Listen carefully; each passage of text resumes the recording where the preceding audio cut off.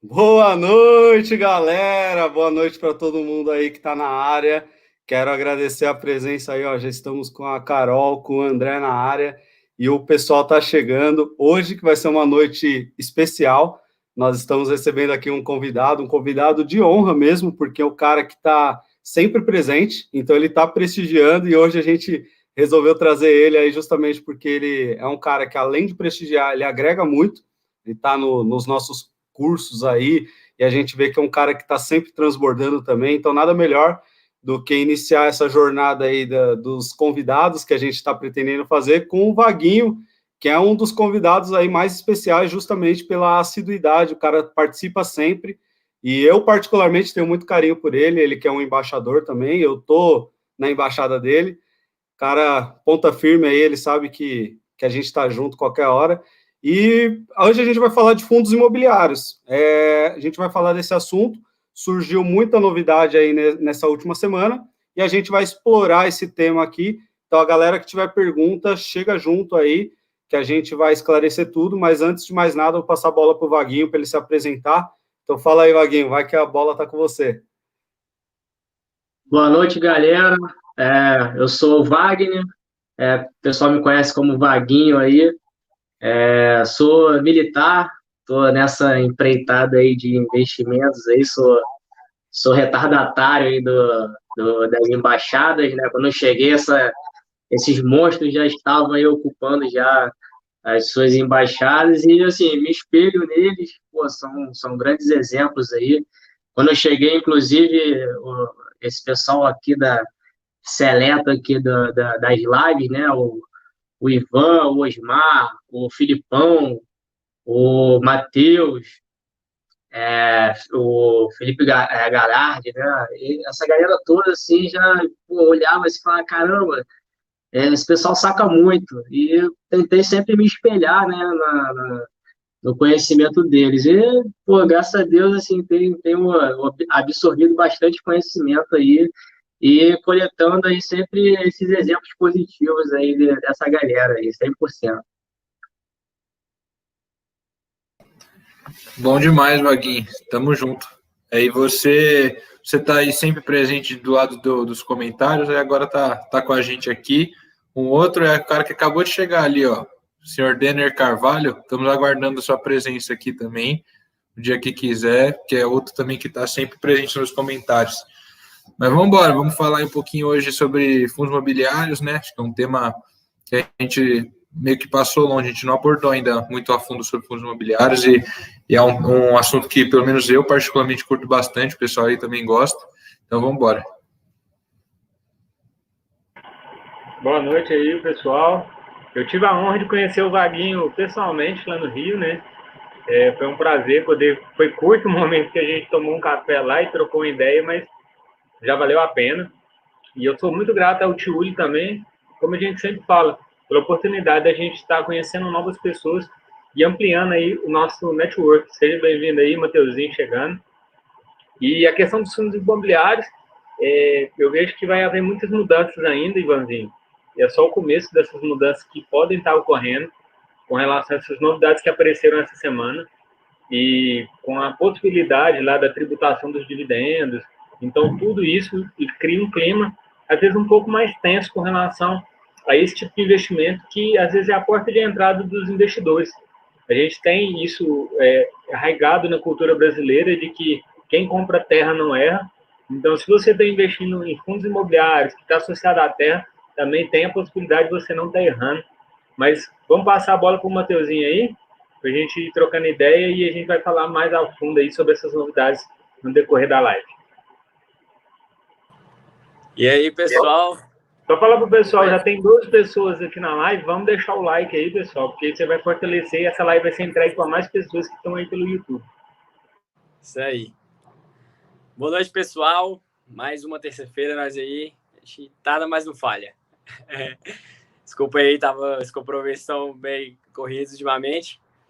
Mas, cara, esse assunto eu acho muito legal, porque eu acho que fundos imobiliários talvez seja a resposta que aquela velha pergunta que todo mundo acaba fazendo, tipo assim, por onde eu começo? E essa é Acho que ultimamente eu tenho dado essa resposta, pelo menos. Comece por fundos imobiliários, algo que é mais familiar, é mais compreensível o modo de renda, é algo que é mais lógico, você consegue, se você investir, obviamente, existem fundos de papel, existem fundos de outras coisas que não são tijolo, né? Mas se você investe num fundo de tijolo, o bem, ele existe, ele tá lá, você pode ver, você pode olhar ele, caçar na internet, ver. Então, é algo muito mais palpável. É uma coisa mais fácil de fazer um valuation, porque você lida menos com fatores intangíveis, então você não tem influência de marca, você não tem uma coisa aí que às vezes é difícil para o investidor iniciante mensurar. Então, acho que é um assunto que, para quem está começando, é o grande tema. Isso e ETF, que a gente falou na semana passada, né? E para quem já está mais na frente, mais avançado, assim, é um baita jeito de você diversificar suas fontes de renda dentro da bolsa. É um baita jeito de você caminhar para uma renda passiva todo mês que pague suas despesas, né? Então, aquela velha e desejada liberdade financeira pode começar com isso. Então, acho que é um tema sensacional aí para a gente falar. É isso aí, gostei da introdução.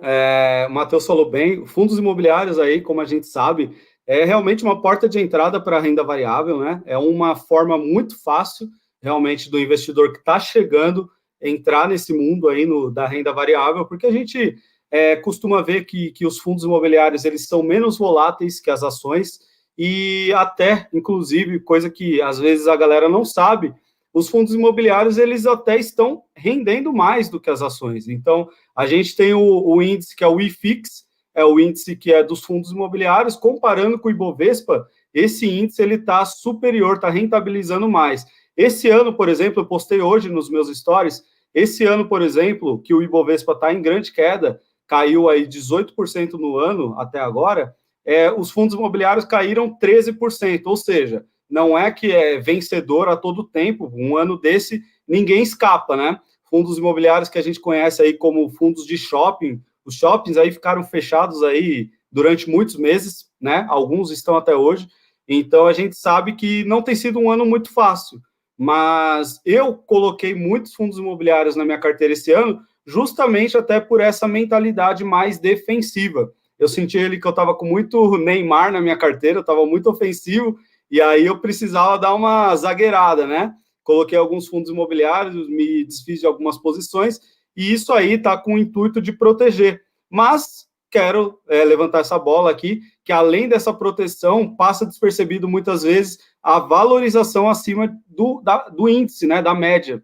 Então, o Matheus falou bem também sobre a previsibilidade dos rendimentos, né? Então, a gente tem ali dividendos caindo todos os meses, praticamente, e isso faz realmente brilhar os olhos do investidor que está chegando. Então, menos volatilidade, mais frequência nos rendimentos. Isso tudo realmente é uma bela porta de entrada, e eu que não era muito fã, eu era esse cara muito ofensivo, ultimamente eu estou aí bem favorável a ter fundos imobiliários na carteira, primeiro pela diversificação, tem que ter mesmo, mas agora eu estou aumentando ainda a parte da minha carteira que está exposta a fundos imobiliários. Então, estou passando aqui a minha visão sobre esse tema que a gente vai falar hoje, vou passar aí para o pessoal da sua visão também, e aí a gente vai aprofundando nos temas, surgiu muita novidade, né, essa semana, a gente vai falando aí, mas a galera que quiser também perguntar, manda aí que a gente vai responder. Fala aí, Vaguinho, você tem fundo imobiliário na carteira, não tem? Como que é? Então, eu era mais ou menos a sua filosofia, eu era meio avesso, né, a fundos imobiliários, mas começou também a me abrir os olhos, né, mais em função da crise, né, e eu percebi que os fundos começaram a segurar mais do que outros ativos nesse período de crise. Então, assim, eu também enchi um pouco a minha carteira com alguns fundos imobiliários, né, e todas essas questões de previsibilidade dos proventos, de menor volatilidade, você não vê o papel oscilando tanto, isso te dá um pouco de conforto na hora de olhar a tua carteira, né? Porque às vezes você enche a tua carteira de de ativos, de ações, e ver aquela oscilação grande no momento de crise, isso às vezes te deixa desconfortável, às vezes te leva a tomar uma atitude, às vezes, impensada e vender um ativo no momento incorreto. E o fundo imobiliário, por estar com nesse período de crise com menos volatilidade, um pouco mais de calmaria, né? Apesar da crise no segmento de shopping, né? Mas você sente um pouco mais de conforto em ter esses ativos dentro da carteira, né? E eu senti que isso não deixa só a mim, né? Mas outras pessoas também se sentem mais confortáveis. É um ativo mais simples de você trabalhar com ele, né? De você ter na carteira. Isso foram vários fatores que me fizeram a também compor a minha carteira com fundos imobiliários.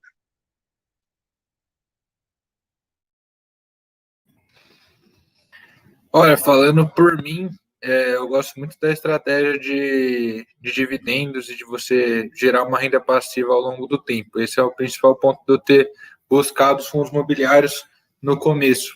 Agora, pensando também nesses outros fatores, né, questão de uma volatilidade mais baixa, de oferecer ali uma diversificação. Eu estava fazendo um estudo aqui, o IFIX comparado com o Ibovespa, pegando desde o começo, mais ou menos, do IFIX, lá em 2011, a correlação dele com o Ibovespa gira em torno de 0,6. Então, ele segue ali, se você estivesse investindo na proporção do IFIX, né, ele segue uma correlação razoável até para você considerar já uma diversificação. Então, ele serve para isso. E aí, um outro ponto é que quando tem uma menor volatilidade, você vê essas doideiras da Bolsa, sua carteira costuma cair menos quando você tem mais fundos imobiliários. Nesse ano, o que aconteceu foi que os fundos imobiliários meio que estavam muito esticados, né, no final do ano passado. Então, em janeiro, começou um movimento de correção deles aí. Quem tinha fundo imobiliário no começo do ano viu a carteira caindo enquanto a bolsa estava subindo, porque estava tendo uma correção forte mesmo. Mas depois aí que teve o Corona Crash, no fim das contas, deu mais resultado em questão de segurar a queda do que de fortalecer a queda. Então foi uma coisa boa de ter na carteira de qualquer jeito. E fora isso, você ter os dividendos caindo no seu mês, caindo na sua conta todo mês, traz essa previsibilidade. E eu sempre falo que você tem que aumentar o seu aporte ao longo do tempo. Não adianta nada você, na sua vida inteira, manter o aporte igual, porque, teoricamente, a gente consegue, ao longo da vida, arrumar outras receitas, ser promovido no trabalho, né? A gente consegue gerar novos conhecimentos e isso vai trazer alguma fonte de renda nova. Então, é sempre bom a gente estar aumentando os nossos aportes. E ter fundos imobiliários é um jeito de você fazer isso também, porque você sempre vai ter aquele fluxo de dividendos caindo. Conforme você faz novos aportes, esses fluxos aumentam também, então os seus aportes eles vão aumentando ao longo do tempo por causa dos dividendos que você está reinvestindo. Então, eu acho bem favorável.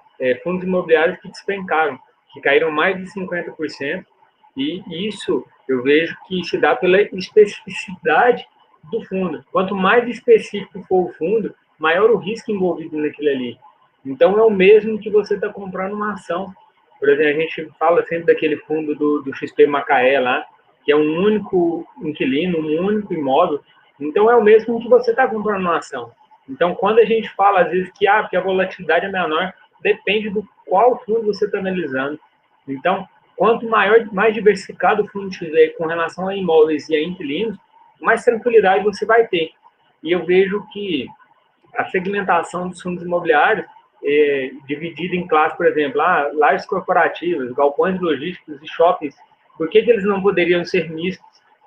Poderia haver um fundo imobiliário misto, com um galpão logístico, um shopping center, e isso daria, às vezes, mais segurança também para o investidor, porque teria fonte de rendas alternadas em que momento da economia, como a gente viu agora na crise do coronavírus, que se mantivesse os dividendos mais estáveis, porque nos fundos de galpões logísticos lá a gente vê que houve uma queda menor da fonte dos dividendos. Agora, o que aconteceu diferentemente no shopping? Os fundos de shopping estão aí com desconto aí de preço sobre valor patrimonial acima da média dos fundos imobiliários devido a essa crise que eles estão passando. Mas isso é apenas uma reflexão que eu fiz e vamos continuar. Vai lá, Matheusinho. Cara, essa é uma peculiaridade, né, dos fundos imobiliários, que existe uma certa, não vou dizer incoerência, assim, né, nem todo o risco igual a retorno, né, porque na bolsa a gente está acostumado a falar que quanto maior o risco, maior o retorno, e nos fundos imobiliários é um dos poucos lugares onde isso não acontece de uma forma tão linear quanto no resto da bolsa, né? Você vê que, às vezes, dois fundos que têm riscos diferentes justamente pelo grau de diversificação podem ter retornos parecidos, enquanto eles tiverem um inquilino, né, a capacidade total adquirida. E o risco está justamente nisso, de ter um único inquilino ou terem poucos inquilinos e acontecer alguma coisa com essa fonte de renda e ela, de repente, cair. Então, às vezes, assim, a rentabilidade não está diretamente relacionada só com o risco associado a isso, né? Mas acho que uma das coisas interessantes da gente falar para o pessoal é justamente que a lógica dos fundos é muito boa, porque você pode seguir justamente aquilo que a gente sempre fala sobre a bolsa, que é seguir a lógica da diversificação, né? Só que o fundo imobiliário, você tem que buscar a diversificação dentro do próprio fundo, porque as pessoas tendem a avaliar fundos como se fossem ações, e a questão é justamente essa, que você está comprando um fundo, né? Você não está comprando uma ação, você está comprando um fundo que tem imóveis, ou um fundo que tem direitos sobre imóveis, né? E eu acho que essa é a grande diferença, né? Você não está comprando uma coisa, você teoricamente está comprando um grupo de coisas. E é isso que as pessoas têm que entender sobre fundos imobiliários. Quanto mais coisas tem distribuídas nesse fundo, você vai diluir seu risco. E você vai variar justamente a fonte de retorno, só que com o benefício de você estar investindo em um apenas ativo. Então, você compra um ativo e você ganha uma diversificação. Então, essa é a grande vantagem do fundo imobiliário. Uma vez que você entende isso, né? Que existe um risco a mais, que não às vezes não é premiado com um retorno, mas que também existe o benefício da diminuição do risco investir em apenas um ativo. E isso faz com que, se a gente tiver noção disso, se a gente souber procurar os ativos, né, os fundos imobiliários de forma adequada, você consiga ir um grau de diversificação muito maior do que nas ações, porque aí, se você tiver, por exemplo, 10 ações em carteira, você está diluído aí em 10 fontes de renda, né, 10 ativos que estão te gerando aí dividendos. Enquanto, se você pegar 10 fundos imobiliários, muitas vezes você pode ter até 100, 200 ativos que vão estar te gerando renda, e isso gera uma diversificação sem você pulverizar, que é o que aconteceria, por exemplo, se você tivesse 200 ações. Então, esse é um grande fator positivo e talvez até justifique esse melhor desempenho do fundo imobiliário do que o IBOV, que é essa potencialização de diversificação que reduz o risco sobre um único ativo. E isso faz com que os fatores localização, inquilino, múltiplos inquilinos, variações cambiais atinjam menos e permitam com que a renda seja um pouco mais estável e gere tenha menor ciclo, né, de coisas, que é o que acontece nas empresas. Ô, Matheusinho, se eu puder fazer um adendo aí, mas pensando assim, o que acontece? Fundos imobiliários, eles estão meio que 100% relacionados com o mercado imobiliário, né? Ou relacionados com construção, dependendo. O Felipão, está dando um eco aí com o microfone. Aí, agora foi. Enfim, o que acontece? O risco de você estar muito em fundos imobiliários é que você está exposto a meio que um setor só da economia. Esse, para mim, é o maior risco de você ter muitos fundos imobiliários. Porque, querendo ou não, a gente pensa no mercado imobiliário, ele é uma coisa só, né? Ter imóveis está tudo relacionado dentro do mercado imobiliário. O que acontece é que dentro dos fundos imobiliários a gente tem setores que são mais ou menos afetados dependendo de outras coisas da economia, e até por isso que é bem válido, e até por isso que muitos fundos imobiliários rendem, têm performado diferente um dos outros dependendo do setor que estão, porque eles se relacionam diferentes com outros setores da economia também. Por exemplo, galpões logísticos, aí a gente viu que O pessoal começou a comprar adoidado, galpões logísticos estão com um índice lá de PVPA de, sei lá, 1,3, 1,4, então está um prêmio bem alto em cima desses fundos, porque começou a ficar muito na pilha da história do e-commerce e que vai precisar de galpão e não sei o quê. Enquanto isso, os de shopping estão sendo deixados para trás porque ninguém está acreditando que os shoppings vão voltar a performar do jeito que performaram.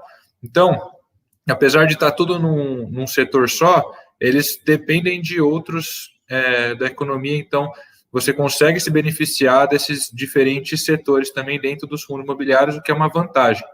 E aí, explicando por que é válido você investir nos fundos imobiliários, porque pensa assim, a gente ouve tanto falar de gente que é rica, tem vários imóveis, né? Os caras, parece que um jeito de mostrar que é rico é falar que tem vários imóveis. E aí, você, através dos fundos imobiliários, é um jeito de você meio que empreender no mercado imobiliário, né? Você ter uma participação em imóveis junto com uma galera que também quer ter uma participação em imóveis. Então, é a mesma coisa que você junta um grupão de gente, junta o dinheiro de toda essa galera e fala assim, juntamos aqui 100 milhões, dá para comprar uns imóveis bons. Aí vocês saem comprando, só que, lógico, esse dinheiro fica tudo na mão de um gestor, que o papel dele é justamente entender onde estão as melhores oportunidades dentro do setor que ele atua, e aí ele vai fazer isso para você. Aí por isso que você paga uma taxa de administração.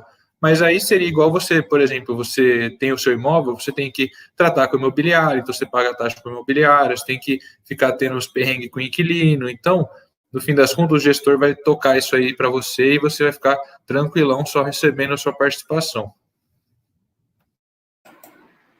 Cara, falou muito bem. Eu parto também dessa premissa, tá? Eu sou um cara que eu pago para não ter dor de cabeça, então eu tendo um imóvel, eu já sei que tipo, vou ter dor de cabeça com o inquilino, vou ter que fazer a manutenção, vou ter, sabe, dor de cabeça de receber aluguel, enfim, uma série de coisas que nos fundos imobiliários eu vejo que eu já não teria. Fora que, muitas vezes, para você ter um imóvel, você tem que ter bala na agulha, né? Então, você tem que ter aí, sei lá, 200 mil, 300 mil reais, coisa que nem todo mundo tem para começar.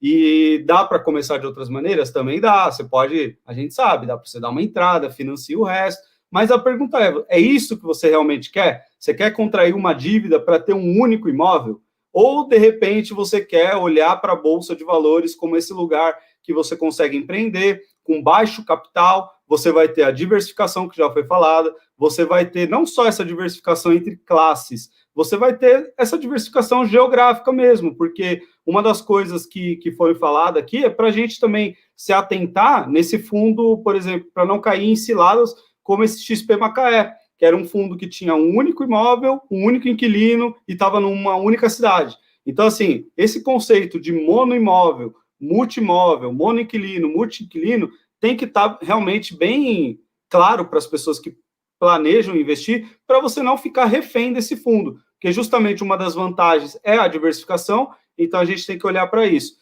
Mas uma das coisas que você também pode ver é que você vai ter, proporcionalmente ao investimento que você está fazendo, a renda daquele investimento, que é o aluguel, o seu dividendo, você vai estar recebendo isso mensalmente.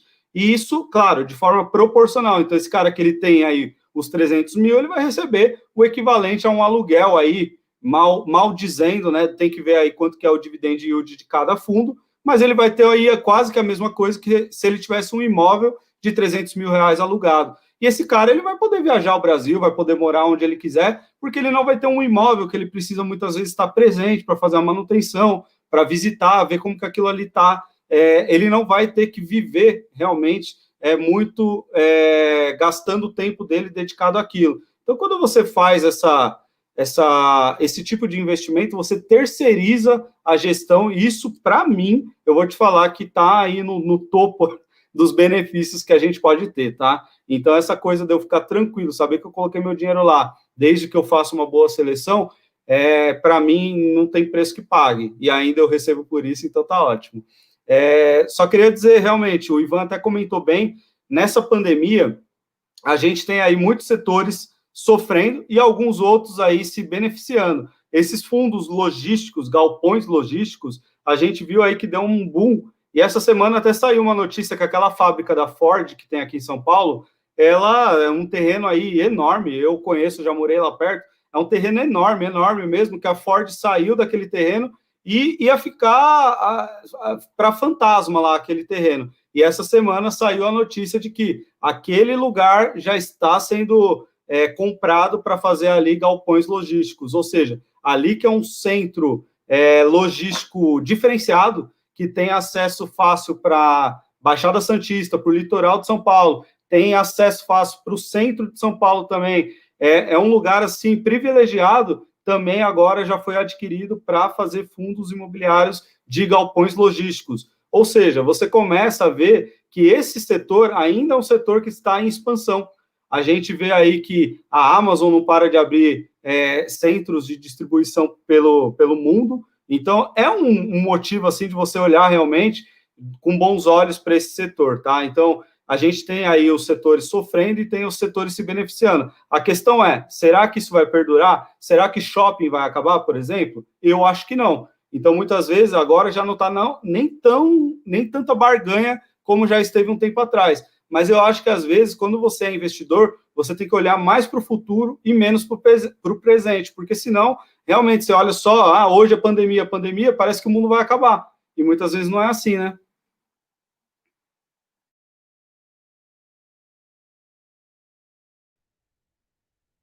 Pô, eu queria fazer um comentário em relação aos fundos de shopping, né?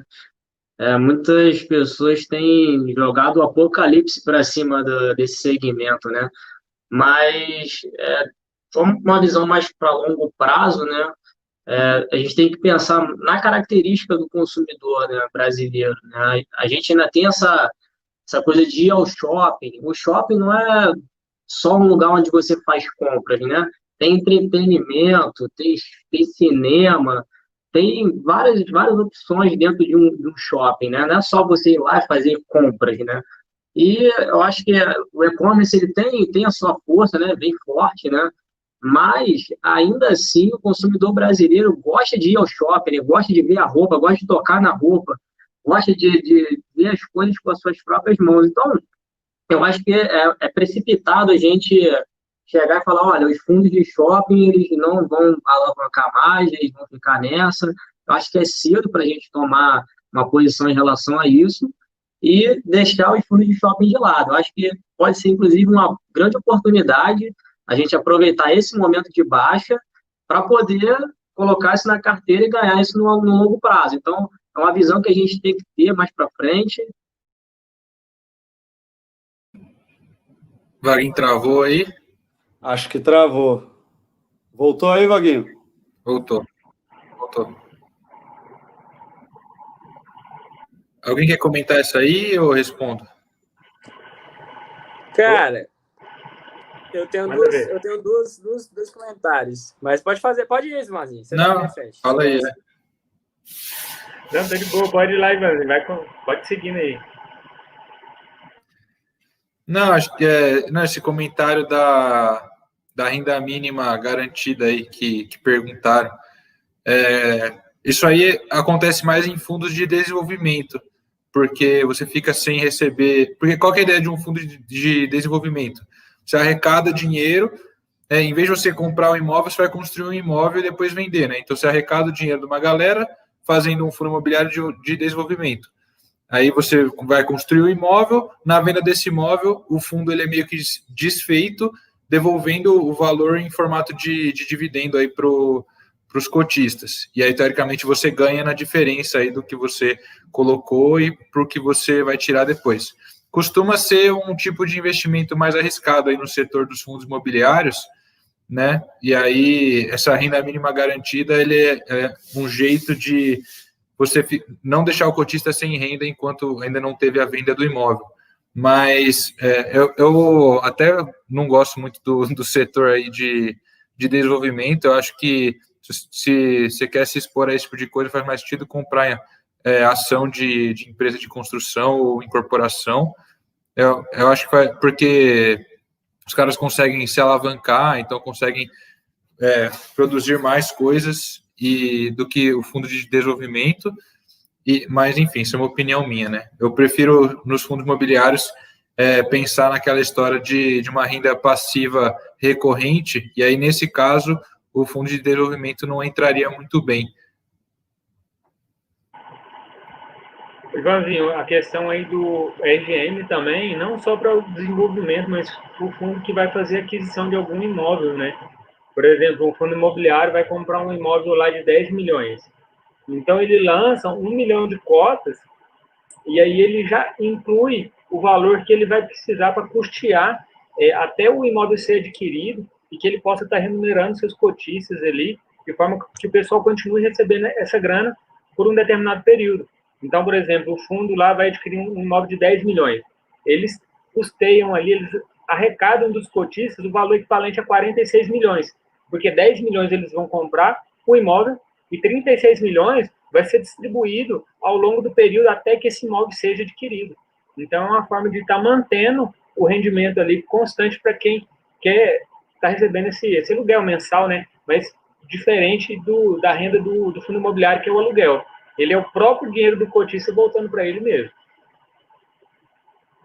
Vai lá, Matheus. Cara, primeiro eu quero discordar um pouco do Ivan, por incrível que pareça aí, vou discordar do mestre Ivan aí, porque, cara, eu já tive essa visão de que fundo imobiliário é dentro do ramo imobiliário e isso é um segmento só. Mas eu acho que essa pandemia mostrou que, na verdade, o segmento imobiliário ele é tão diversificado e ele é tão interligado com os outros setores, né? Que todos os outros setores dependem do ramo imobiliário, mesmo aí coisas como e-commerce, por exemplo, que antigamente a gente achava que uma das vantagens era não depender do mercado imobiliário, e agora a gente está vendo justamente que você está passando de ter algumas lojas para ter vários galpões, então, assim, acaba que continua dependendo do imobiliário. Eu acho que os fundos imobiliários, na verdade, têm uma característica muito boa aí de diversificação, às vezes até melhor do que a bolsa, porque você consegue estar num setor estando relacionado a outros setores. Então, você meio que joga em dois setores ao mesmo tempo. E isso é uma vantagem que você não tem com a ação, por exemplo. Você não consegue ter isso numa ação. Uma ideia sensacional que o Osmarzinho falou justamente é de ter um fundo misto, né? Que seria o santo graal aí dos fundos imobiliários, se fosse diversas fontes, e aí você teria uma resiliência aí absurda do fundo. E eu acho que a gente consegue ver isso dentro do mercado americano, onde existe fundo imobiliário para qualquer coisa, sabe? Tipo, para cemitério, para hotel, para, sei lá, qualquer coisa, salão de beleza. Então, tipo assim, como você tem para qualquer coisa, se você construir uma carteira bem diversificada em fundos imobiliários, você tem uma resiliência aí absurda. Então, assim, você consegue ver que esse setor não é simplesmente setor imobiliário, porque a gente tende a achar que isso é aluguel de casa, é aluguel de loja, entendeu? Mas é uma diversificação tão grande, um mundo de possibilidades, desenvolvimento. O próprio fundo de papel, acho que tem uma pergunta interessante aí que fizeram sobre se os fundos de papéis podem contrair dívida e isso tornaria eles mais arriscados. Então, assim, eu acho, primeiro isso. Segundo, sobre o que eu achei muito interessante também que o Wagner falou, que sobre perfil do consumidor, né? Fundos imobiliários de shopping sempre tiveram a vantagem que mesmo você tendo um único shopping, você está diversificado, porque são vários inquilinos. Então, assim, é a diversificação dentro da diversificação. É uma coisa impressionante. Então, se você tem se um fundo imobiliário tem vários shoppings, tem uma infinidade de inquilinos. Então, isso tornaria ele ainda mais resiliente, né? Mas a gente viu que, como parou, teve grandes descontos aí nesse ramo. Mas, assim, acreditar que os fundos imobiliários de shopping não vão performar com base no que está acontecendo nos Estados Unidos, que é isso que acaba acontecendo com as pessoas, né? Acreditar porque é isso que tem acontecido nos Estados Unidos. Nos Estados Unidos a gente tem visto uma redução do movimento dos shoppings, mas, cara, para quem já foi fora do Brasil, num shopping fora do Brasil, você vê que o nosso shopping não é o shopping internacional. O shopping internacional, ele é um lugar de compras. O shopping brasileiro, ele é um centro de convivência. A gente tem... Isso tem acontecido muito aqui em Goiânia. A maioria dos shoppings, eles têm se tornado áreas de convivência com inclusão de restaurantes, com inclusão de boates, assim, realmente vira um centro da cidade que reúne todo ali o pessoal e não é só simplesmente compra. E isso dá também uma resiliência e dá uma possibilidade de que aqui a gente tenha um movimento diferente do que está tendo no resto do mundo, né? E assim, eu também tenho uma crença, isso é uma crença pessoal, não é uma filosofia de investimento, nem é uma tendência mundial, mas eu acho que a gente vai acabar passando por algo parecido com o que aconteceu com vinil, CD e mundo digital, assim. Você vai ter um período onde o digital vai sobrepor ali, as pessoas vão querer comprar mais mesmo no digital e cada vez mais, e vai expandir, mas em algum momento as pessoas vão perceber que elas gostam de ir lá e ver a roupa, e isso vai voltar, que é o que aconteceu com o vinil, por exemplo, né? Todo mundo trocou de mídia, todo mundo veio CD, veio o iPod, e hoje em dia o sonho de todo mundo, tô falando de todo mundo, tô puxando um pouco de sardinha aqui, mas o meu sonho é ter um tocador de vinil e tocar o vinil, sabe? E ter aquela experiência de pegar o vinil, limpar, colocar no tocador. Então, assim, eu acho que essa experiência manual vai tornar o ticket do shopping talvez até mais valorizado no futuro, porque vai ser mais raro. Você vai ter menos shoppings. Pode ser que isso aconteça. Mas os shoppings que conseguirem ter resiliência para se manter, talvez sejam mais valorizados, porque vão ter uma pegada diferente. Vai ter um quê meio que de integração ali, de relacionamento, de o lugar onde a integração humana mesmo acontece. Então, sua opinião pessoal, assim, não acho que... Oi. Só falar, esse lance que você citou agora realmente é uma boa bola para levantar, porque acontece já nos Estados Unidos um movimento muito parecido com isso, com muitas lojas, muitos empreendimentos reclamando da presença do Amazon digital, porque o que acontece? Tem aquela loja Target, tem o Walmart, e o cliente ele vai na loja física e olha no celular quanto que custa o tal produto no site da Amazon, no aplicativo da Amazon. E muitas vezes ele está na loja e ele compra online pelo aplicativo da Amazon. Isso já está gerando um burburinho, porque essas empresas que estão servindo aí de vitrine para a Amazon já estão querendo receber um fee disso. E está em discussão como seria possível operacionalizar isso, porque realmente é um movimento que já está acontecendo. O digital tomando conta, mas as pessoas ainda querem ir lá e ver com os próprios olhos o produto. Agora, a questão é, será que essa circulação das pessoas, vamos dizer, pelo shopping, será que isso vai gerar renda suficiente para manter o shopping como, sei lá, menina dos olhos aí dos grandes centros? Porque aqui em São Paulo, por exemplo, que a gente não tem praia, o pessoal, o carioca, o Vaguinho até brinca, que a praia de Paulista é o shopping, e é verdade, sabe? Tem muito disso, mas será que com o tempo não vai perder um pouco dessa essência? É uma boa discussão mesmo. Cara, eu acho que isso... Aqui a galera até vai no shopping para passear com o cachorro, não passeia com o cachorro na rua, vai no shopping e passeia lá. O Filipão sabe, o shopping Moca lá, velho, tem mais cachorro que gente, parece. Cara... Mas só comentar rapidinho, o que o Felipinho falou, eu fiz essa semana, eu fui no supermercado fazer compras do mês. E aí eu tenho um aplicativo do Pão de Açúcar, aí eu tava olhando, não, sabão em pó no Pão de Açúcar tá mais barato, esse aqui tá mais barato, e eu já fui comprando, desde o supermercado comprando no Pão de Açúcar, porque o frete era grátis. Então eu falei assim, já vou aproveitar fazendo isso aqui, compara o preço, aqui tá mais barato sem frete, já fiz 2 compras de uma vez. E acho que isso é uma discussão que vai ser muito... ainda vai existir muito ainda, né? A Amazon está começando a ter problemas aí, não só esses problemas, por exemplo, de empresas que estão desistindo de deixar suas mercadorias. Então, por exemplo, a Nike já ameaçou retirar todas as mercadorias da Amazon, não aceitar que sejam vendidas na Amazon. Algumas outras empresas grandes também têm ameaçado fazer isso com uma certa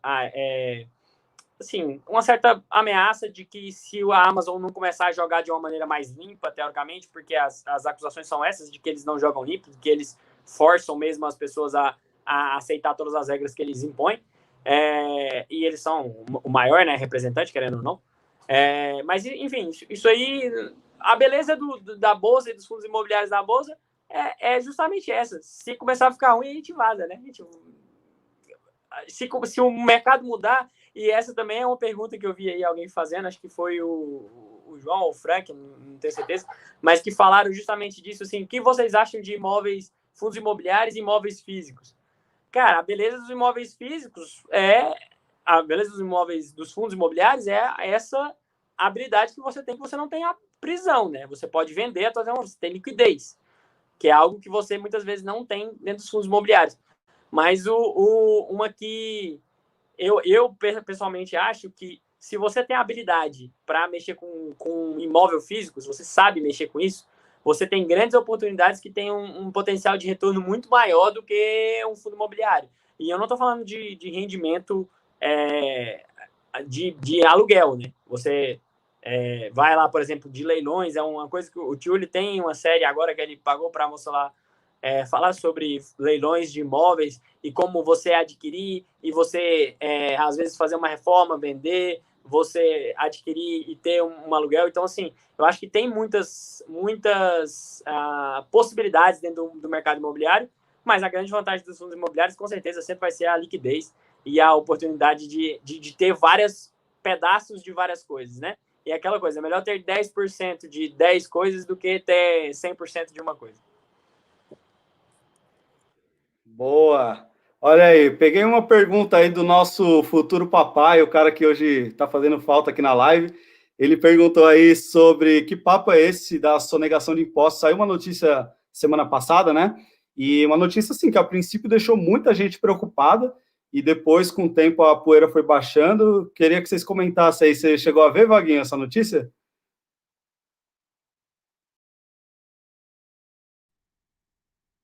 Vi. Foi realmente um impacto assim, inicial meio preocupante, né? Até porque metade dos fundos estavam envolvidos, né? Mas, por outro lado, eu tentei ver pelo lado positivo, né? Que se está sendo fiscalizado, se alguém viu, isso quer dizer que existe um movimento para se verificar a questão dos fundos imobiliários, se eles estão agindo da forma correta, né? Recolhimento de impostos, e também para os fundos que seguem a regra não serem prejudicados por aqueles que não têm, por exemplo, o direito de ter isenção de imposto de renda, né?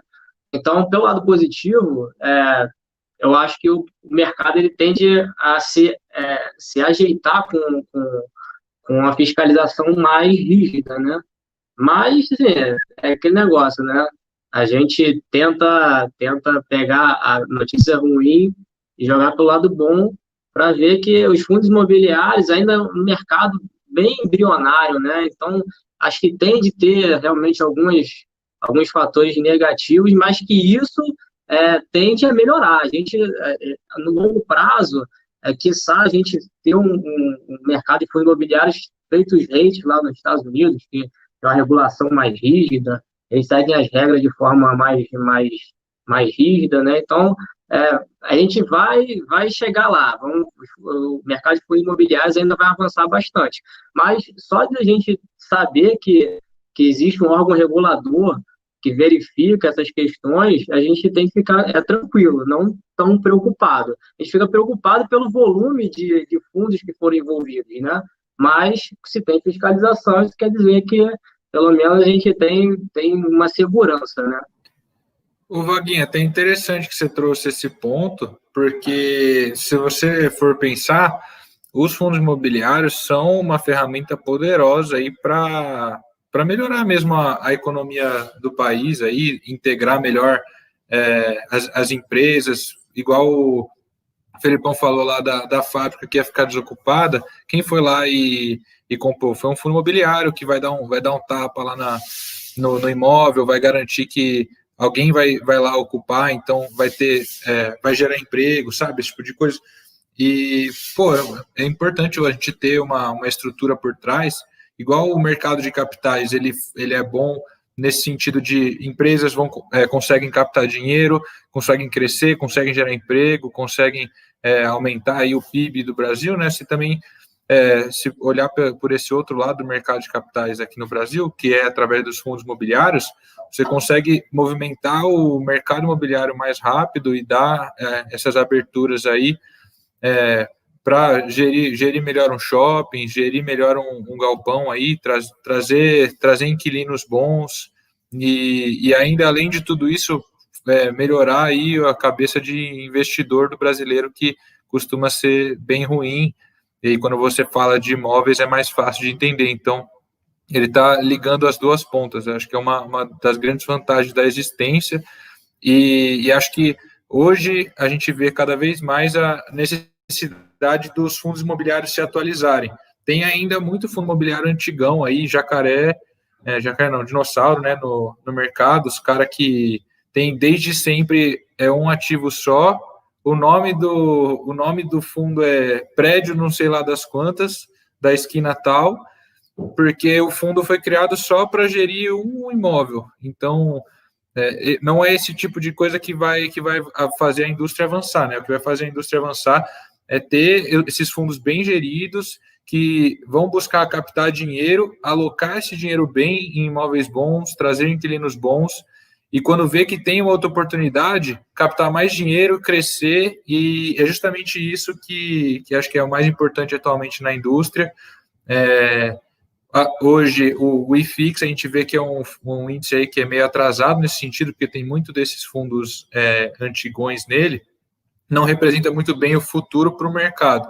Até teve a iniciativa aí da Suno, né, que criou aquele índice novo do Suno 30, os caras causando. Mas teve até a Suno que criou o índice novo do Suno 30, justamente pensando nessa história de atualizar o mercado de fundos imobiliários e valorizar, dar mais visibilidade para aqueles fundos que estão pensando numa evolução mesmo, estão pensando em captar dinheiro, em crescer, em desenvolver a indústria. E então acho que isso é um ponto bem, bem válido a gente comentar aqui também. E quando vocês forem olhar o fundo de vocês para estudar, dá uma olhada aí quantos naquele pilar multi, né? É sempre importante a gente olhar. Então, multi-inquilino, multi-imóveis e multilocalidades, esse é muito importante. Mas, também ver a cabeça da gestão, ver o que eles estão pensando para frente. Eles já fizeram mais de uma emissão de cotas, os caras estão crescendo, estão captando. Se eles fizeram emissão, onde que eles alocaram? Ou esse dinheiro está parado no caixa? Eles fizeram emissão e guardaram o dinheiro, não compraram nada ainda. Então, é importante a gente ver também como que a gestão está se comportando aí nesse sentido. Esse é Ivanzinho. Os primeiros fundos imobiliários datam lá de 94. Então, ainda existem fundos imobiliários dessa época, como você falou, e os jacaré dinossauros. Mas, quando a gente vê que a questão da sonegação fiscal, que foi a pergunta do Valtinho, na verdade, eles sonegaram, mas através de uma brecha da lei de 2005, que prevê que fundos que tenham tenham mais de 50 cotistas e que um cotista não tenha mais de 10% do fundo, esse tipo de fundo sim estaria enquadrado. Mas o pessoal utilizou essa brecha para sonegar. Então, tipo assim, foi uma sonegação, mas dentro do que eles enxergavam estar de acordo com a lei. Não foi nada fora das leis, ou que eles esconderam, ocultaram a arrecadação. Então, por isso eu acho que, tipo assim, foi um tema que saiu rápido e rápido se resolveu, porque eles já vão colocar uma forma de, tipo assim, o pessoal não tabulando a lei, não pegando aquela brecha, ou fiscalizando realmente quais os fundos que se enquadram, né? Mas é isso aí, vai lá, Matheusinho. Cara, esse assunto aí, para mim, eu acho que eu vejo muito do jeito que o Osmarzinho falou. Eu acho que é o seguinte: o problema é que a gente tem duas coisas a anotar quando a gente está falando de Brasil, né? Primeiro é que a gente vem de um sistema que a corrupção está em todo lugar, cara. Isso é inevitável você achar que todo lugar existe algum lugar que não tem algum grau de corrupção. Isso existe, isso é um fato. Então, assim, o que o Vaguinho trouxe muito bem é justamente assim, que assusta um pouco foi a quantidade envolvida, e não o fato de existir. O fato de existir sonegação, Empresas com certeza também tem. A gente só não sabe a quantidade nem quais são essas empresas, mas que isso ocorre, infelizmente faz parte da cultura do brasileiro. Nós sonegamos impostos todos os dias, querendo ou não. Você pode até achar que não, mas na verdade, se você for ver a nossa lei... Denúncia, denúncia! A nossa lei ela é tão complexa que para você gerir adequadamente seus impostos, você teria que ter uma empresa fazendo todos esses cálculos, porque naturalmente você vai sonegar algum imposto, porque você às vezes nem sabe que você teria que estar pagando. E existem cobranças duplas, e acaba que muito dessas sonegações são jeitos e artimanhas financeiras aí que se desenvolveram ao longo do tempo, através de brechas que criam com leis conflitantes, entendeu? É um sistema que ele acaba se auto-sabotando, assim. O sistema tributário brasileiro é uma confusão, assim como o sistema político, assim como as outras coisas. A gente às vezes peca por excesso de regulação. Então, é excesso de regulação que traz brechas entre si. Então, assim, eu acho que acabou que essa brecha gera uma acusação, mas você vê que isso, se fosse um caso assim de corrupção ativa mesmo, em que era um conluio assim dos fundos, isso teria tido uma repercussão muito maior do que teve. E, na verdade, o que aconteceu foi um ajuste fiscal, um acordo entre, olha, não enquadrava, você vai ter que pagar a multa aí do que foi sonegado, e tudo bem, vida que segue. Então, acho que, assim, às vezes a gente está lidando com essas duas coisas, né? Um pouco de excesso de regulamentação que acabou gerando aí brechas na lei, e, por outro lado, a triste realidade brasileira que todo lugar tem corrupção. O que nos resta, eu acho que é tentar fazer a nossa parte, tentando escolher gestores melhores, gestores mais transparentes, que estão de acordo com a lei, e nos atentando para isso que o Ivanzinho falou, que qual que é a mentalidade desse gestor, sabe? É um gestor que está com uma mentalidade de desenvolvimento, de crescer a economia, de valorizar seu investimento, ou é um gestor que está ali preocupado mais com artimanhas financeiras, com gerir um único imóvel, é uma família, ou é um pessoal mais empreendedor? Então, acho que se a gente souber escolher isso, a gente já está ajudando bastante aí a não perpetuar essas práticas aí. Show de bola.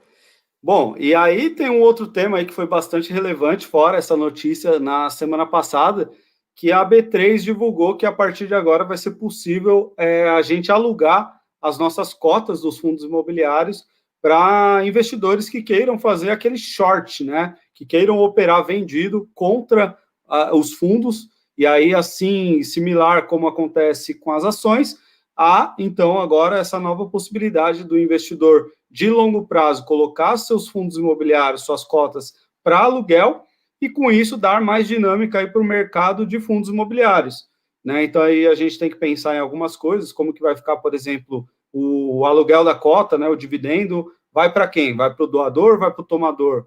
Eu já andei lendo, isso aí fica bem similar mesmo com as ações. Então isso daí mantém-se com o doador, tá? Com o proprietário daquela cota do fundo imobiliário. Mas aí eu acho que tem outras questões aí para a gente conversar. Eu não sei se a galera aí andou vendo essa notícia, mas eu acho que vai ser algo bem relevante que está prometido aí para esse mês de novembro mesmo, hein?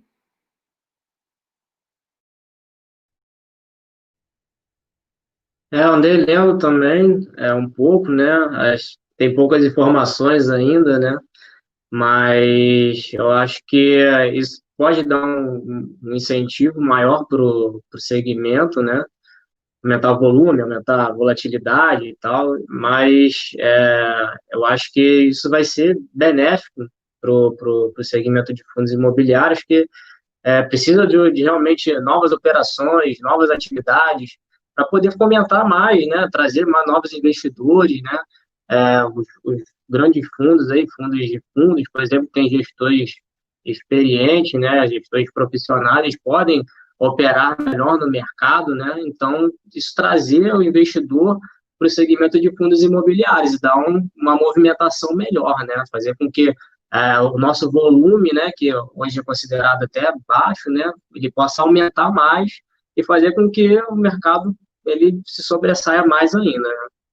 Acho que a visão é mais ou menos por aí. Não tenho tantas informações, né? É uma coisa nova, né? Então, não sei como é que seria feito isso, né? Como é que seria operacionalizado, né? Ainda não tenho informações mais concretas de como seria isso, né? Não sei se vocês pesquisaram aí. A ideia é que o aluguel das cotas seja feito através do BTC, que é o mesmo que faz o aluguel das ações, né? Mas eu fico imaginando o seguinte, quando a gente compra os fundos imobiliários, a gente está pensando nos rendimentos que a gente vai receber ali nos dividendos. E a partir do momento que aquela cota vai se valorizando, até chegar num determinado ponto que não vai ser mais, não vai compensar mais você comprar para receber aquele dividendo. O dividendo vai representar um valor muito pequeno. Então, a possibilidade do pessoal operar vendido e estar operando aí contra essa tendência de alta, pode ser que regule um pouco o preço desses fundos imobiliários, né? Baixe um pouco ele. E também a questão parece que só os maiores fundos imobiliários que terão essa possibilidade de estar disponibilizando as suas cotas para o aluguel, porque senão vai pegar aquelas cotas menores lá, não vai alugar, não vai ter quem alugue, então não vai mudar nada. E outra questão é que é a mesma da lei lá de 2005, só vai poder alugar quem não tenha mais de 10% do fundo imobiliário, de cotas daquele fundo. E eu fico imaginando o seguinte também, a gente que investe, às vezes tem investidores profissionais, e o pessoal que não é assalariado, não é CLT, não tem um 13º. Então vai ser a possibilidade do pessoal ter um 13º. Se você alugar os seus fundos imobiliários, as suas cotas, chegar no final do ano, o valor que você vai receber ali pode representar um 13º dividendo ali ao longo do ano. Então, é mais uma forma de você estar rentabilizando a sua carteira. O valor é pequeno, mas se você rentabilizar isso aí ao longo dos anos, com certeza vai fazer alguma diferença aí a mais no patrimônio.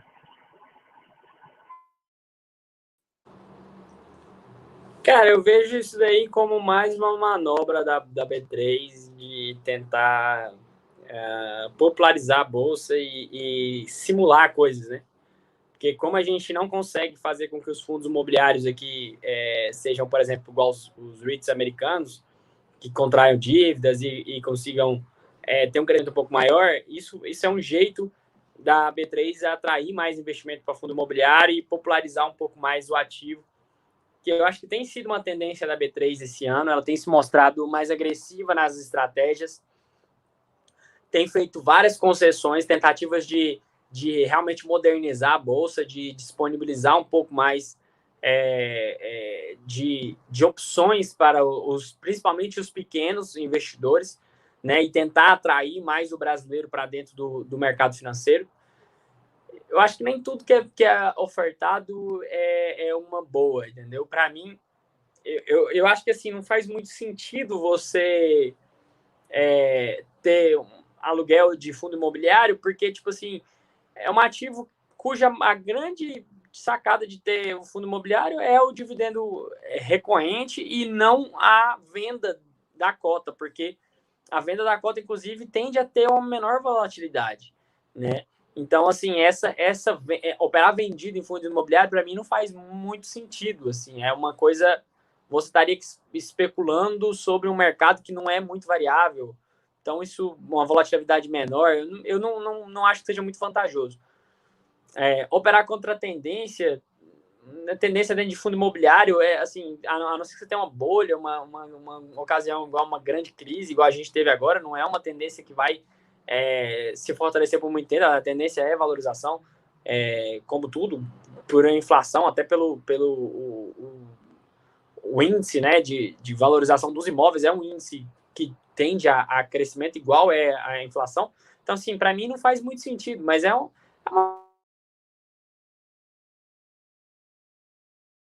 tornar ele mais atrativo. Então, eu não gosto muito, mas entendo a estratégia.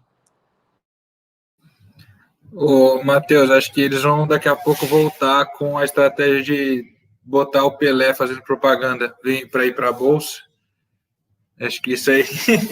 Agora chegou a hora dessa propaganda dar certo. Agora a gente tem 1 milhão de investidores em fundos imobiliários. Podia chamar o Pelé mesmo. Mas, na minha visão aqui, do que adianta você ficar short, né? Você operar vendido. Não é só você apostar contra ou, sei lá, tentar rentabilizar indo contra. Operar vendido é uma maneira de você controlar risco da sua carteira.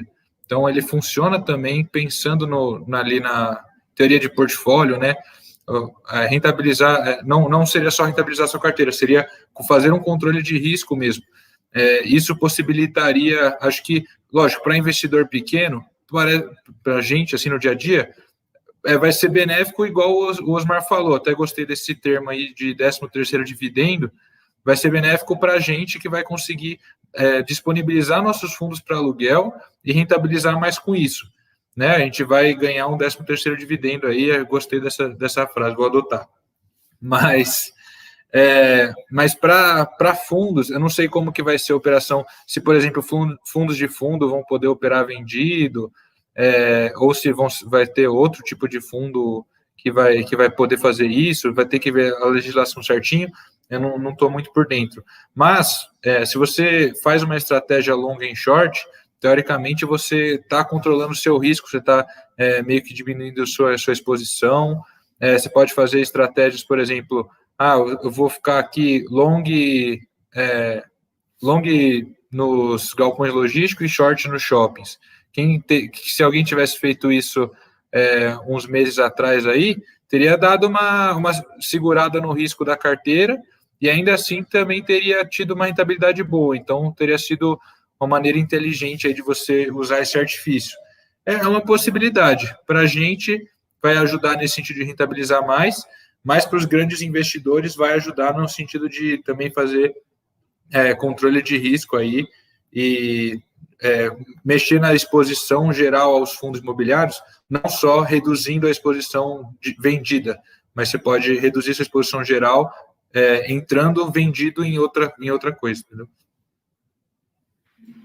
Uma coisa que eu acho que é interessante, realmente vai dar mais dinâmica para esse mercado aí de fundos imobiliários, mas eu acho até que, de repente, a gente pode estar vendo uma quebra de paradigma que fundos imobiliários vão parar de ser menos voláteis que ações, porque a gente vai começar a ver mais especulação, né, nesse mercado, e eu acho assim, vai trazer mais volatilidade, eu acho que vai, porque grandes players, quando entram não para brincar. Então, a gente vê aí a cabeça do nosso CFA aí, já vai no long e short, o cara já pensou numa estratégia de long e short. Então, assim, realmente, essas grandes empresas que brincam aí com as ações, de repente, o Guilherme até colocou ali, se não seria mais interessante especular nas ações. Sim, mas é isso que eles já fazem, Guilherme, a brincadeira já está manjada, vamos dizer assim. Então, assim, fazer long e short, operar vendido em ações, realmente, de repente, já tem muita gente fazendo. Agora, vai daqueles caras que vão descobrir aí formas de arbitrar o mercado para pegar aí grandes distorções que estejam ocorrendo, para tentar corrigir isso e ganhar dinheiro aí no meio do caminho. Porque fundo imobiliário é isso mesmo, o que o Matheus falou, a tendência é sempre se valorizar e a gente vê isso acontecendo, mas será que de repente não valorizou demais algum setor ou algum fundo específico e aí já não tem alguém de olho nisso? Então, assim, é realmente ficar de olho aí nessa arbitragem. E outra coisa que eu queria falar aqui é que, por exemplo, o que a gente estava falando, na questão, quando você aluga suas ações, você está ganhando ali um valor correspondente ao aluguel daquela ação, mas você está sabendo que quem alugou de você está acreditando que aquela ação vai se desvalorizar. E aí, investir é muito psicológico. De repente, você ter um fundo imobiliário na sua carteira e colocar ele para alugar, você sabe que vai ter alguém ali que, se alugar aquela sua cota, o cara está acreditando que vai desvalorizar. E aí, de repente, tem até, eu já vi movimentos na internet com ações específicas, a galera falando, não disponibilizem tal ação para aluguel, porque se vocês disponibilizarem, os caras vão operar vendido e a ação vai desvalorizar. Então, assim, será que nos fundos imobiliários vai acontecer uma brisa meio parecida aí? Só queria jogar essa ideia que eu tive, porque investir é muito psicológico, né? E você saber que você disponibilizou um ativo que alguém está acreditando que ele vai desvalorizar, eu não sei. Será que sua tese está certa? É para se pensar nisso. Oi, Ivanzinho. E dá para fazer um long and short ações versus fundos, hein? Daria para fazer esse aí também. É pesado. Aí esse é outro também. Então, dá para você dar uma brincada boa mesmo.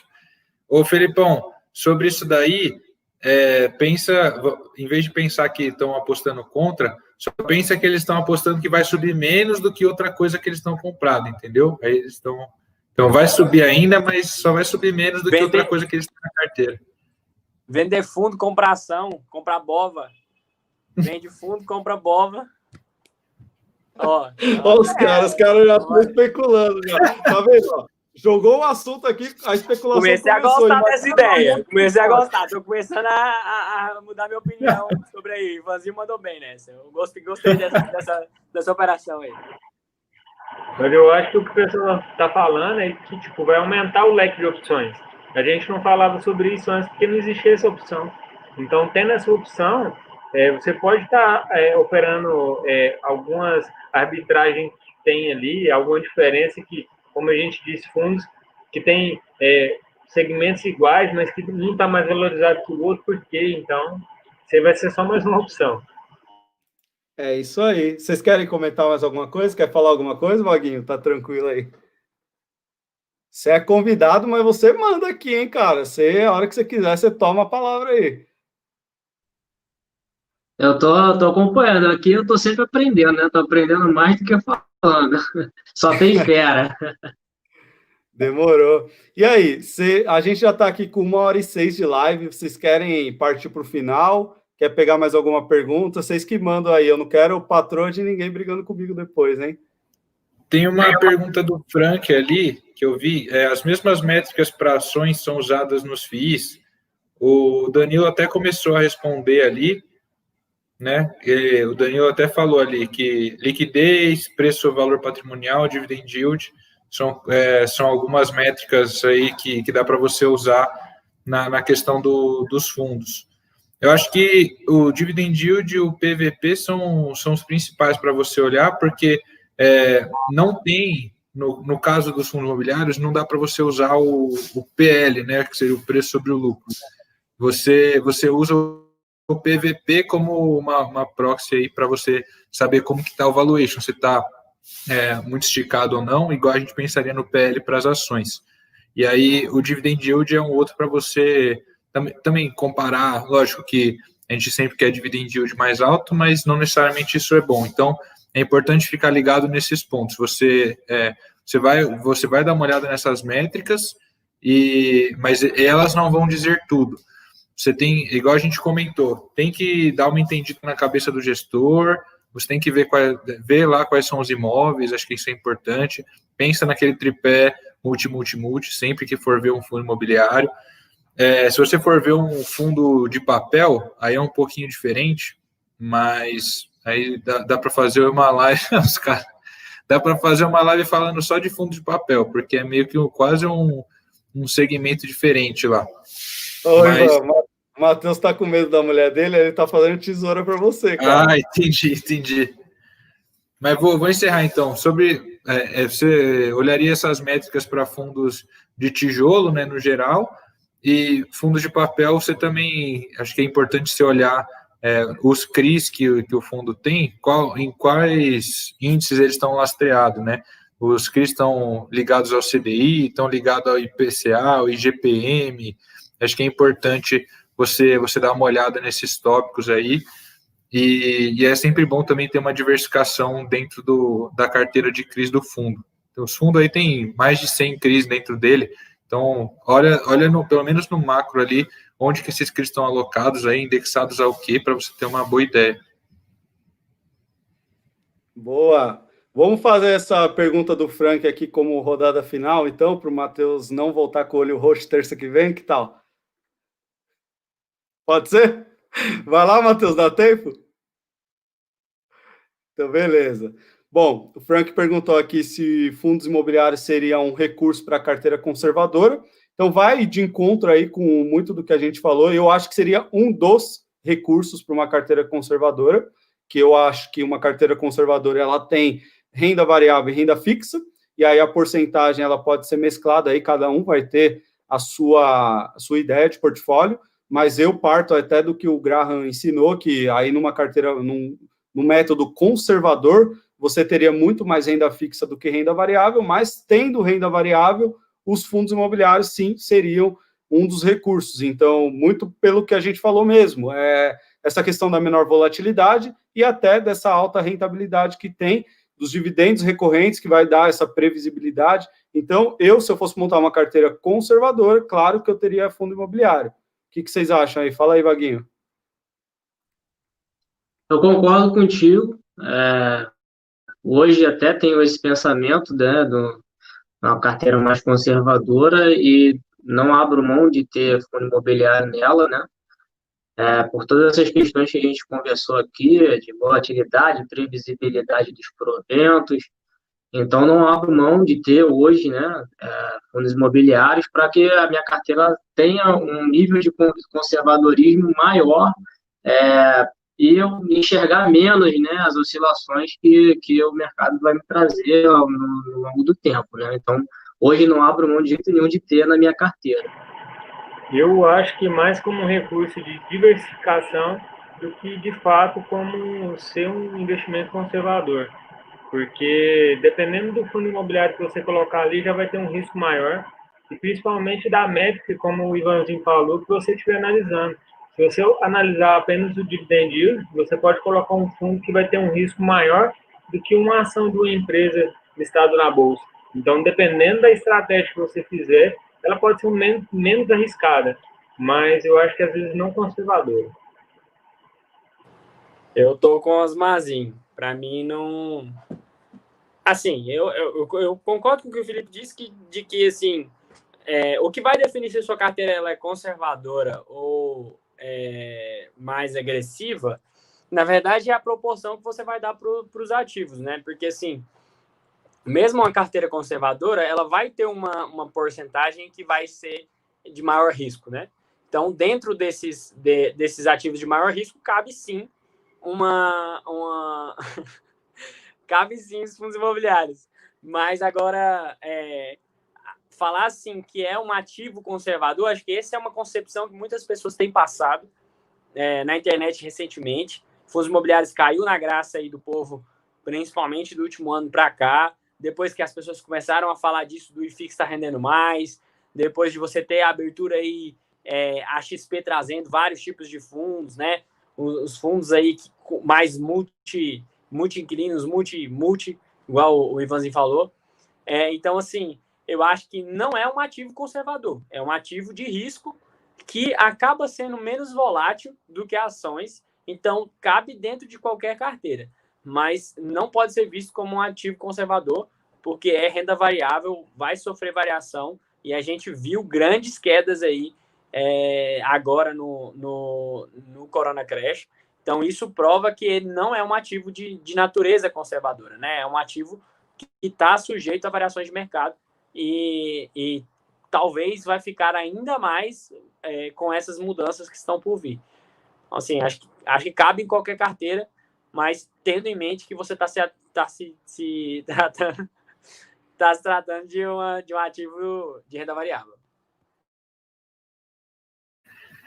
Não, eu tô muito contigo nessa aí, Matheus. Acho que faz muito sentido a gente alertar também. Que tem gente até achando que você põe reserva de emergência em fundo imobiliário. Então, passou-se uma ideia de que o investimento conservador é fundo imobiliário, mas qualquer renda variável ela é um ativo de maior risco, e é importante a gente ter isso em mente. Inclusive, a gente viu aquele rally dos fundos imobiliários muito forte em 2019, chegou em dezembro lá nas máximas históricas do IFIX, e aí o que aconteceu? O pessoal foi para o ano novo lá, comemorou, tomou um champanhe, quando voltou, olhou lá e falou, nossa, mas peraí, tá meio caro isso aqui, deixa eu começar a vender. Aí começaram a cair os fundos imobiliários, então meio que estourou uma mini bolha ali que estava se formando, deu essa correção forte, ou seja, não dá para você usar isso para não dá para você usar isso para reserva de emergência, também não dá para falar muito que é um tipo de investimento conservador, e aí entra muito naquilo que o Osmar falou, que o que é um jeito bom de você usar, fazendo a diversificação, ele é uma das classes que você vai ter na sua carteira, que vai diversificar, e aí com tudo isso você vai ter uma carteira com menos volatilidade nela inteira, né, sem abrir mão de retorno, que é o famoso, o único almoço grátis é a diversificação, e a gente vai ficar pregando isso daqui em todas as lives, não podia faltar essa daqui, e é isso. Vamos passando aí para a rodada das despedidas aí, Felipão. Opa, o Vaguinho. Sensacional, só fazer um cara. Quer falar aí, Vaguinho? Fala aí. Fazer um comentário aqui que talvez as pessoas confundam, né, a questão de ser um investimento mais conservador, para não confundir a questão da previsibilidade de ser uma renda fixa, né? Às vezes a pessoa vê, eu vou ter uma renda recorrente, renda fixa. Não é renda fixa, é renda variável. Mas, por ter uma previsibilidade, isso dá uma segurança para a pessoa, mas isso não quer dizer que fundos imobiliários não é renda fixa, não, muito pelo contrário.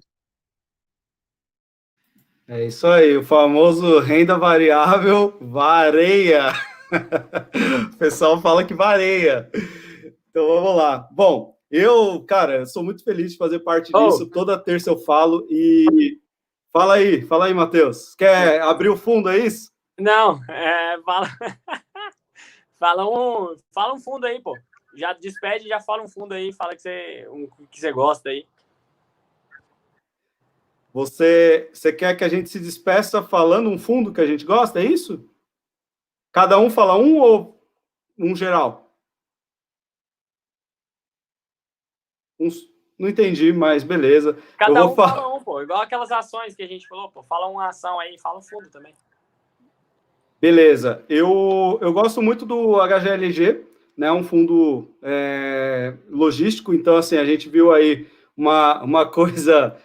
um crescimento exponencial aí nessa pandemia, uma necessidade de fundos de galpões logísticos, né? E eu acho que, para longo prazo, é algo que, sim, vai ter recorrência, vai ter um tipo de serviço que vai passar 5, 10, 15 anos, a gente vai ver que vai continuar existindo, e eu prefiro esse fundo até justamente pela liquidez que ele tem. Eu acho que, de repente, ele vai ser um dos grandes fundos aí afetados com essa questão dos aluguéis de ação, com os aluguéis de cotas, né, de fundos imobiliários que a gente vai ter agora, porque ele é um dos que estão aí na bolsa que tem maior liquidez, e eu acho que é aí sim que vamos ter que analisar se não está tendo distorção, para a gente ficar de olho se a cota não está muito inflada, se não está tendo nenhum tipo de bolha aí na questão do preço. Então, ficar de olho nesse indicador que o Ivan falou, que é o preço sobre o valor patrimonial, né?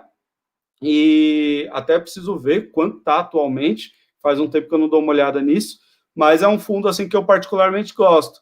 Eu gosto, assim, cara, dos estrelinhas, né? Então, eu não gosto muito de arriscar, não, de colocar meu dinheiro num fundo imobiliário que eu mal conheço.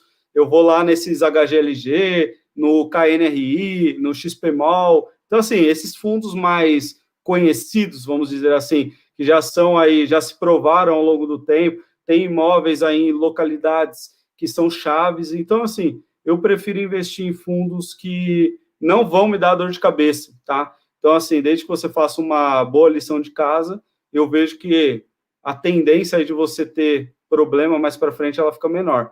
Então, assim, eu vou me despedir com esse fundo, mas eu queria mesmo, de coração, falar que sou muito feliz aí de fazer parte desse time aqui. Mais uma terça, 12ª terça, 12ª live, eu estou presente aqui e eu faço isso com muito prazer mesmo. E hoje, cara, eu estou realmente feliz de estar aqui com o Vaguinho, que o cara, ele sabe que ele é meu brother. Eu troco uma ideia com ele aí no privado, o cara sempre chega junto, e eu realmente fiquei muito feliz dele poder ser o primeiro aí, que eu acho que foi uma forma da gente prestigiar o cara que está sempre fechando com a gente. Então, quero agradecer especialmente hoje aí o Vaguinho, e até já deixar o convite em aberto agora para o Denner, que o Denner está sempre aí também, então seria justo se esse cara viesse aí com a gente também. Bora lá, valeu! Então, na verdade, eu queria agradecer, me sinto privilegiado aqui de estar no meio de vocês aqui, que são pessoas excepcionais, um conhecimento muito grande, eu só aprendo, na verdade, né? Tô aqui mais para aprender, né? Fui convidado, mas sou aluno de vocês, né? Vamos dizer assim. E Agradecer ao Valtinho, né? Não está aqui na tela, mas está aqui presente no chat, ao Osmar, ao Felipão, ao Ivan, ao Matheus, o Arthur, que também não está aqui, mas são pessoas que eu tenho um carinho enorme aí. Vou deixar aqui meu fundo, que eu tenho na minha carteira, que eu gosto bastante, que é o GGRC11, é um fundo logístico, eu gosto, ele é bem diversificado, setorialmente, geograficamente, então eu gosto muito desse fundo, vale a pena dar uma pesquisada nele, tem galpões em diversos estados do Brasil aí, eu gosto muito desse fundo, é o fundo que eu escolheria para colocar na minha carteira. Foi um prazer, Vaguinho, ter você aqui. E eu falo de novo, conheci o Vaguinho lá no Rio, a gente ficou pouco tempo junto, mas a gente já trocou uma ideia e agradeço a oportunidade de poder trocar ideias com o pessoal aqui, né? E o fundo, eu ia falar do meu fundo aqui, o reserva, que é aquele, tipo assim, um cara que não é o melhor, mas ele sempre tampa o buraco, que é o MXRF11, que é o Maxi Renda, é um fundo de papel, e outra, pelo valor dele ser pequeno, tipo, sobrou R$20 ali na corretora, manda lá nesse fundo que é sucesso, remunera um pouquinho e não fica com o dinheiro parado ali na conta, na corretora, que é onde que tem o risco do seu dinheiro estar sumindo nessa corretora quebrar e seu saldo estiver lá disponível. Mas eu gosto desse fundo, não é o principal, mas é um jogador reserva. Vai lá. Comenta desse aí. Esse aí não tá aberto ainda, não. Mas já estão quase me convencendo. Tô quase me abrindo capital e coletando povo aí pra gente coletar os imóveis. Cara, mas primeiro, Osmarzinho, quase falei esse, hein? Quase foi no meu. Porque, cara, esse fundo aí eu iniciei ele, assim, comprar ele super desconfiado. Achava que era assim, não sei o que lá, um negócio meio no Acre aí, tem um estranho meio esquisito e tal. Mas, assim, no final, acaba sendo um fundo que me surpreendeu bastante. E os caras são muito sérios. E aí, eu acho que é um fundo que, igual você falou, é aquele fundo que é muito acessível, então é um bom jeito de não deixar dinheiro parado lá. E tem sido bastante rentável, assim, pelo menos para mim, eu consegui bons resultados com ele. Mas o meu, indo aí um pouco contra os galpões logísticos aí, né, que a galera tá investindo nessa, eu gosto muito do MOL 11, eu acho que shopping ainda é um bom negócio, eu acho que são os fundos imobiliários que estão mais descontados, eu gosto do MOL melhor, mais do que o XPMN, né, o VISC, que são os outros mais comuns. Eu acho que ele estava com um desconto um pouco maior. Eu até parei de acompanhar depois que eu comprei mais nos últimos meses. Acabei diversificando um pouco, mas não sei quanto exatamente está, mas estava com um desconto bastante interessante aí. E eu acho que shoppings estão numa oportunidade, porque assim, mesmo que a gente vá ver um movimento de realmente de perda da eficiência dos shoppings, eu acho que isso vai demorar algum tempo ainda e ainda tem uma oportunidade para você ter uma boa rentabilidade com isso. E rentabilizar de dois jeitos, né? Com a volta das atividades vai ter uma valorização da cota, que a gente já viu isso com a abertura parcial do mercado, mas a tendência é que nos próximos anos as coisas voltem ao normal, então em algum momento essa cota vai voltar a crescer e o crescimento que acontece. Outra coisa Vaguinho, muito obrigado pela presença, cara, é um prazer imenso aí, sempre estava presente aí nos comentários, agora ver o rosto aí, ouvir os comentários aqui ao vivo é indescritível, a gente sempre quer chamar todo mundo aí, é sempre bom começar com o pé direito aí, que a sua participação foi excelente, então brigadão aí pela contribuição. E, pessoal, até vou ter que nem esperar muito o Ivanzinho aqui, porque a patroa tá no meu colo aqui também, eu tenho que ir embora, e um prazerzaço estar aqui toda semana, e terça-feira que vem a gente está aqui de novo, como sempre. Calma aí, Matheus, então antes do Ivan se despedir, antes de você sair, vamos pedir para a galera tirar um print aí para dar uma fortalecida, que tal? Bora! Então faz aí a pose do print aí.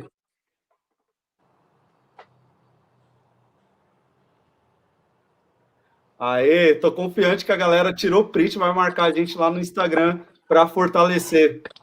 Vai lá, vai lá. Felipe, antes do pessoal ir embora rapidinho, vou convidar o pessoal que está assistindo a live de vocês amanhã, eu e o Matheusinho. Vamos fazer uma live lá no Instagram. Olha. Então, quem quiser participar, chega lá no Insta, 8 horas também. A gente vai estar trocando uma ideia e a gente sempre tem algo a estar entregando aí de qualidade para o pessoal que acompanha. Pesado, hein? Tamo junto amanhã. Falou, pessoal.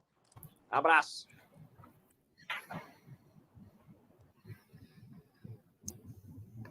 Bom, vamos lá. Fiquei com a responsabilidade agora, pô, de encerrar o negócio, mas demorou. Não, agradecer aí a presença de todo mundo, galera sempre contando com a gente aí, mandando bastante comentário. Hoje bombou de comentário, foi da hora demais.